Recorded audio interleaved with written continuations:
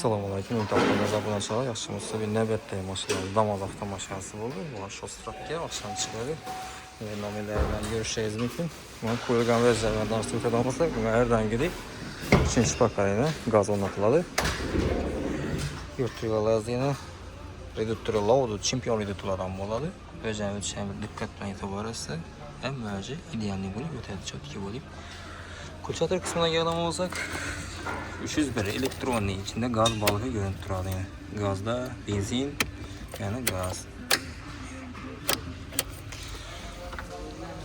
Şimdi sonraki oldu bu usta. Devamında yine intelek balon boğadı, kızıldan koyuldan. Balon kısmına gelden olsak, balon kısmında nereden gidiyor? 65'lik şeffaf balon, 65'lik oladı. Şu an itibar etse plankadan koyup vezingelerden koyuluyor. Zaporojyesine gelen olsa Zaporojyesi aşırı болады. Yani en zor yeri bunda yine hem bilseydi damazlara nilonium koyuladı. Nilonium koyulganda işe tekiz bot durardı. Tekiz boş için şey deyip koyup bergen bulunur. Patay botla tine şunkeler vurup su girmeden deyip çöp koyup durardı.